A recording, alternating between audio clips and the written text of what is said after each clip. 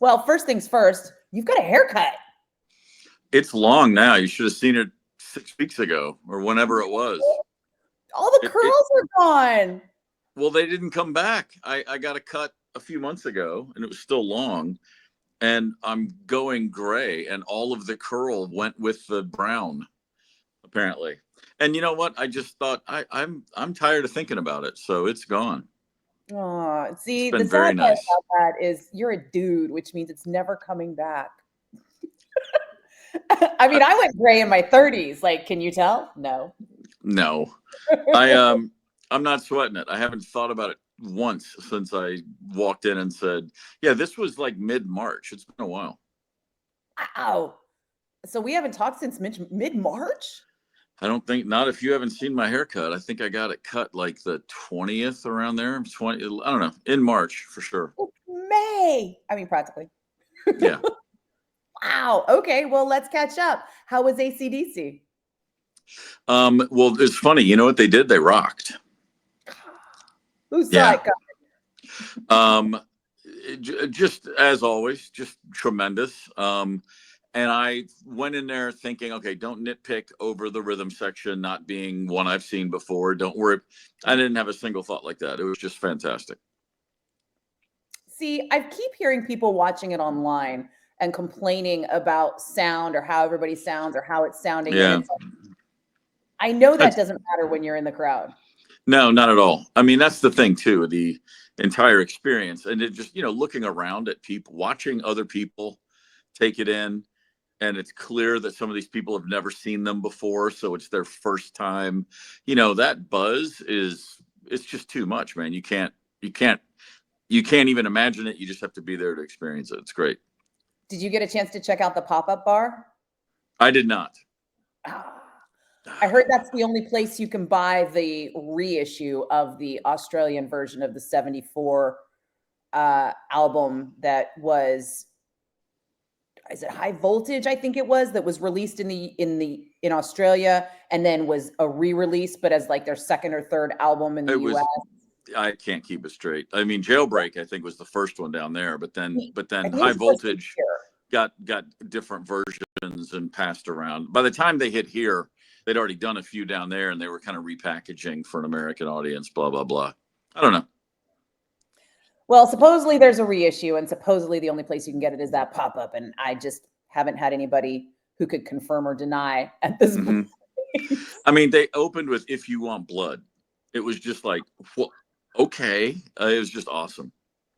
Which I don't think they played live in a very long time. I don't remember seeing that in 2015 when they were at Oracle Park.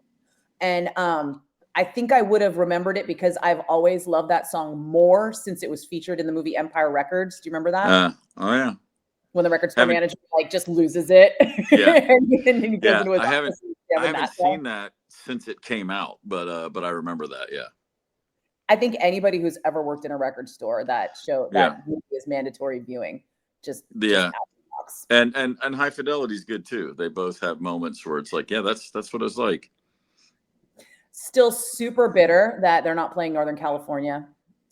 I just keep watching it happen. Like I'm missing it, and I'm not going to go. And in the back of my head, I still feel like I'm going to hit a show at some point, and I just can't come to grips with it. Yeah. Well, I mean, there's a few left. You got time. Maybe you fly over to Ireland this summer. Who knows? If I could pull a second trip, that would be kind of awesome. But I'm doing the Black Sabbath Birmingham thing, so. Oh, that's right. Of course. Yeah. Maybe if I make a ratings bonus or something crazy happens, win the lottery, whatever, suddenly come into like an extra $5,000. I'm there. I'm totally there. Well, the Sabbath thing's going to be awesome. All right. Yeah, I can't. I mean, I have the bare minimum booked, and now it's kind of getting to crunch time where I need to start like really looking into reservations for other stuff that I want to do. And I have not done any of it. I don't know how everything is so busy now. I can relate to that. This last month is like lost time to me. It just doesn't even. We started the new morning show on April 3rd, and it's a month, and it's just nothing has added up and made sense. It's just been like, I mean, it's good, but it's just Yep. a real fast month. So how's the switch been? Does it feel different? Like it's a whole different format, or it's a slightly different format? No, it's entirely different. I mean, we open the show, we start at 6 a.m. and, some more, it'll be like a Foo Fighters song, which isn't that big a switch, but sometimes it's a replacement song. Sometimes it's, a Husker Du song. Sometimes it's any number of things. Just, modern English, for God's sakes. It's very refreshing. It's very fresh. It's all stuff that I'm just thrilled to hear because I haven't heard it on the radio in a long time. Well, if you're playing Husker Du, I'm going to put in my request for Nick Cave because it's on the way. We're folding stuff in all the time. Go Minnesota! Yeah, man, it's pretty great. Yeah. Yeah. Sublime. I mean, it's like wild. We're going to have to talk about that whole Rock and Roll Hall of Fame thing, because there's just way too many aspects behind that. Not just the you factor, but obviously the you factor. That's my personal slight. The me factor it's fine. I mean, seriously, it's like I was already asleep on Sunday night when they announced it. I wasn't exactly sweating it. Like, I told you this, and I meant it when we were nominated. I couldn't believe it.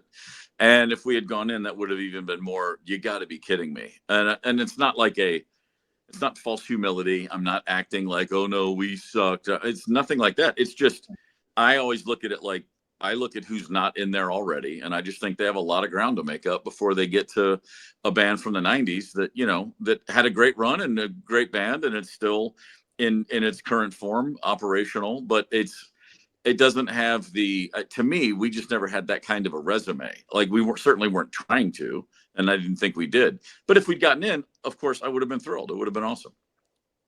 I'm really happy Soundgarden got in. That's the main takeaway for me. As much as I love Joe Cocker, and as much as I think it's cool the White Stripes got in, Soundgarden was the one. If they hadn't gotten in, I would have really been like, okay, seriously, what's happening here? Now, that leads me to a couple of more questions I have about Rock and Roll Hall of Fame, right? The induction is always kind of a bone of contention. Last year, Foreigner were super excited to finally get in. It was a big deal. Yeah. And then they said when they got there, it was like no communication.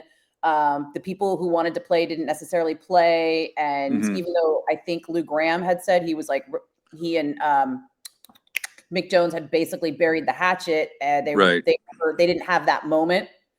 And there was just some grumbling about it. It's really weird. Well, the problem with most bands is they're not still together, so they don't have a united front. When Metallica goes in, when REM goes in, or U2, or these bands where it's the same people, or for the most part anyway. I mean, Metallica, it was the band plus Jason, as it should be, plus Cliff, as it should be. It was like, it's easy. You just have a centralized chain of command. For a lot of these bands, like Foreigner, you've got at the very beginning of not fighting with the estate of Cornell. So how is that? I mean, it's like, it's just a weird thing. It's like, who does the Hall reach out to? Like, in the case of Foreigner, those guys aren't even touring as Foreigner anymore. It's like you have 6 different people that they have to contact, 6 different assistants or managers or wives or butlers or whoever. And it's just hard to get, like I said, if a band is still together and still operating as one group of people, it's very easy. It's just send one email to the manager and he tells them where to be when. But Foreigner is currently touring with, I'm saying, can I get my quotes? My Foreigner is currently touring with the Broadway star of the Foreigner Jukebox Hero musical in Canada. And then when they do their South America run, Lou Gramm is going to front Foreigner because Kelly Hansen apparently can't leave the country, even though he was born here. They haven't really said what's going on with that. They've just been like, hey, Kelly Hansen has some issues and can't leave the country. So here you go. Yeah. So yay, South America. Okay. Yeah, it's good to be in. I mean, I'm sure that guy's a great singer, but I'd rather see Lou Gramm if it was me. Right. I mean, I'm not going to fly to Peru to do it, but I'm just saying. Flying to Peru sounds kind of awesome, actually. Actually, yeah, I could use a trip down south.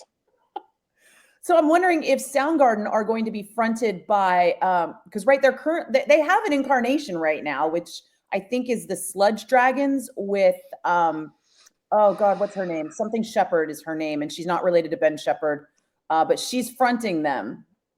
Okay. And I'm sure that the Rock and Roll Hall of Fame is going to be like, no, we'd like to treat this like we treated Nirvana and get some all-star singing. Mm-hmm. I would imagine so. I mean, they definitely, from what I've heard over the years, the Hall definitely has an idea of what it should be. And they do get into, I mean, look at Van Halen. Like, they didn't want Wolfgang playing bass. They wanted Michael Anthony. And they held their ground, and so Eddie didn't show up. It's like you get some big lapses, you get some big moments that just should have been great and weren't because of that stuff. Because bands are so much fun. Perform as well. Because what? Kiss refused to perform as well. Yeah. But we'll see. I saw a video. If I'm not mistaken, doesn't Chris Cornell's daughter sing? She does. I mean, that was my first thought. You can't. I'd be hard pressed to argue with them doing a song with his daughter up there. But I don't know anything about her or them or anything. But if in a perfect world, that would be kind of cool. Maybe that would be, the olive branch. That's what I'm thinking. Back to what you just said about how the Rock Hall has, a vision of the Rock Hall, how it's supposed to be. Fish, right? I'm no Fish fan. I'm the last person to be a Fish fan on the planet. And I mean, their catering is good, but everything else about the band, I'm not a fan of. And they ran away with the fan vote. Of course. Way out in front the whole time, was never even a thought. Yeah. And they have been around for decades, and the Grateful Dead are in. So there's kind of a, and then Dave Matthews Band is in, right? So that whole like happy, jammy Grateful Dead third generation knockoff. Well, the Dead smell kind of bands are in.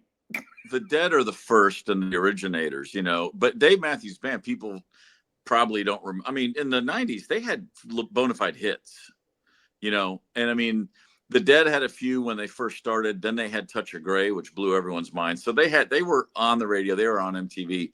Goose has never had anything close to a hit in any definition of the word. To me, that doesn't disqualify them. But I think a lot of the voters in the Hall just go, no one here can hum a song. No one knows what they are. But I think it's insane they're not in, because they are as big as any touring band of the last 35 years, and they've never had a hit, and they've never been on the radio, and they weren't on MTV when MTV still mattered. They've done it completely on their own. And that to me is the coolest thing possible. That's the coolest thing you could possibly be. And I'm not going to pretend it's not the hit factor over the scandal factor, because I think Fish had one scandal, right? Where I think the bass player got beat up by some bikers because he was alone with one of their daughters who was underage, and they said that. I don't know anything about that. There was like a eyebrow kind of like a side eye scandal. There was never anything like actual, but like from what I understand, there was like a skirmish. Wow. I don't know what. I'm sure sure the voters that have no idea who the band is don't know about that scandal too, Or care, right? I mean, Aerosmith is. Yeah. I just think that, I mean, every year you can poke holes in everybody who gets in and everybody who doesn't. So I just prefer to talk about that. I think it's cool Joe Cocker's going in. I think it's really cool Soundgarden's going in. I thought Joy Division should have gone in. That's just me. Call me nuts. But Billy Idol. I'm kind of shocked. Why isn't Billy Idol in there? It's first time. I mean, I think a lot of people think he's got the legacy, he's got the hits, he's got the new album out, he's on tour with Joan Jett. She's opening for him and she's in the Rock and Roll Hall of Fame, but no Billy Idol. Yeah, I imagine he'll be nominated again. I don't think it'll take long to get him in. I feel like this was the year that would have been perfect, right, for him. Yeah, I think so. It's really it shows you what an American angle there is on all this that Oasis isn't in. They're about to go on the biggest tour in rock history. I mean, they're doing, I think, 40 shows, and they'll be well over $1 billion grossed. I mean, they could do 140 if they wanted to. And the fact that they're just not so big here, but the rest of the planet, they're the biggest band that has come, you know, of all the bands that have come out since 1994, they're bigger than everybody. I mean, they're the biggest rock band on the planet that since 1994. Since a band that came out with their first album, I mean. But you know, it wasn't even like an eyebrow raised about them not getting in. It's not even a storyline in anything I've read. It's like, yeah, whatever. I mean, and if this Rock and Roll Hall of Fame were in London, they would have put him in at the day their second record was released. My God, they really are so absolutely big in the rest of the world. Which is, you know, but then there's no shortage of English bands, but I guess all the English bands that are in there had much bigger success in America, and that's Oasis's Achilles heel. Yeah, I mean, I guess I think it's still up to like 15 people, you know, as much as they say we've got this body of voters, just like the Grammys do. I don't get the impression that anything's really being tabulated on a grand scale, but I could be totally wrong. I mean, I'm terrible at predicting elections. I don't know. I know a few people who have a, you know, quote official vote, and they've all told, you know, the people who called me to tell me, hey, I voted for you. They are all under the impression that it's tabulated. If it's 1,300 or however many votes, you know, they all get thrown in the hat, but we'll see. I mean, I think that, the other one, Bad Company. Somebody calls and is like, hey, I voted for you. It's a little weird. It's a little weird. You know, what are you supposed to say? Okay. Well, I say thanks. In the mail. See you for dinner. Yeah. Bad Company. That's the other one that was kind of crazy to me. They'd never been nominated before. But honestly, that one surprised me. I thought that the young, I guess they skewed. There's still enough older voters that probably didn't think twice about that. But I guess what I'm saying is, it's shocking that Bad Company and the White Stripes are going in together. I wouldn't have expected those two bands to go anywhere together, much less into the Rock and Roll Hall of Fame. Both valid and worthy inductees, but it just speaks to the fact that none of us have any idea how this works. And Chubby Checker, right? So here's the half century kind of span of like how far behind they are at the Rock and Roll Hall of Fame. It's almost like they should just have some makeup years and just like, everybody who's dead that should already be in. Yeah, right. Put in. And I think they're kind of doing that with like the I want to say, is it Mavis Staples that's going in this time? Who is it?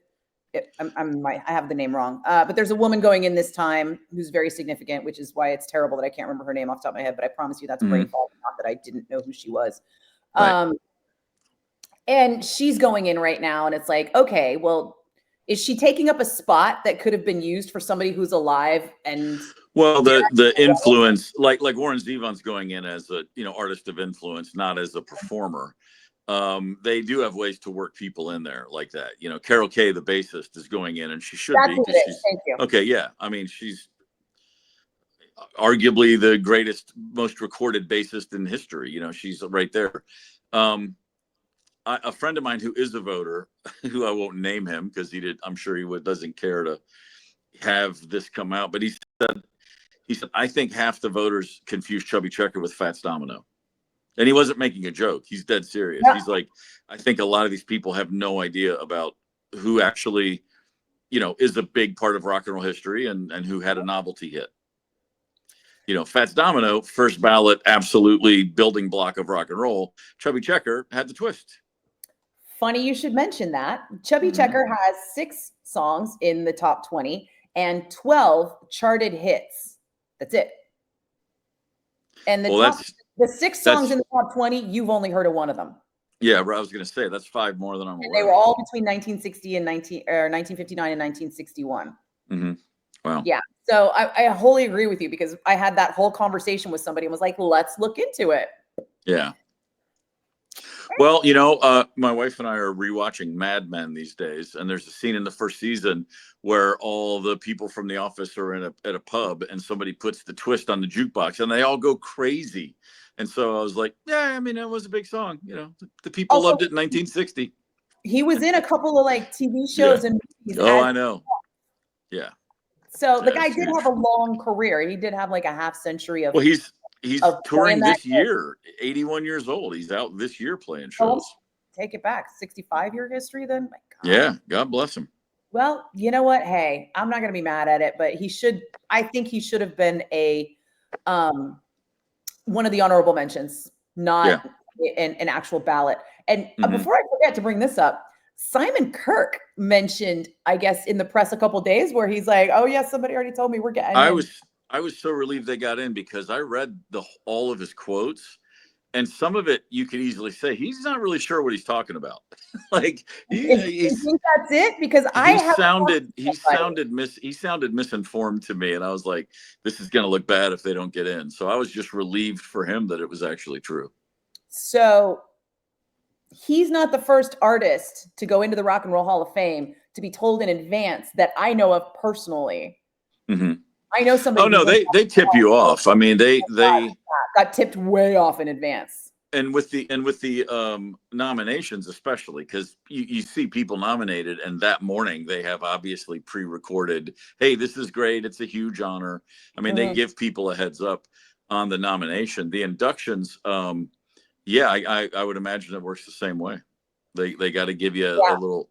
And I can't. They don't want you to be on tour when it happens. So if they think you're going to have a touring cycle, they give you like the very far out heads up of like, listen, you're going to be nominated this year. You are going in, and these are going to be the dates. Maybe that's what's up with Oasis, because they're on. I think they're like in Australia in November or something. They're still finishing that tour then. So maybe they're it's just for 26. It'll make sense for them after they build a big buzz in the U.S. Yep, maybe they're that could very well be it, because they might now be bothered to attend either way, and especially if they're on tour somewhere, they're not going to fly in for it.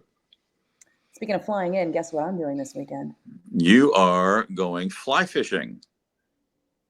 No, although fly flying fishing in is a struggling industry thanks to climate change, and communities that were previously having fly fishing as their tourist industry are trying to pivot. I just read that. Okay. No, I'm going for the cheese, man. Ooh, really? Yeah, I'm going to see Glenn Ross on Saturday on Broadway. Oh, awesome. And then, of course, there will be cheese. There will be cheese. We are going to go in June to see that show. And so I'm very excited about that. Our mutual friend Dean Del Rey has seen it already and said it was fantastic. Yep. And I've seen a couple of other people post that they saw it and loved it. So I am excited. Yeah, no, that'll be awesome. Plus cheese. Plus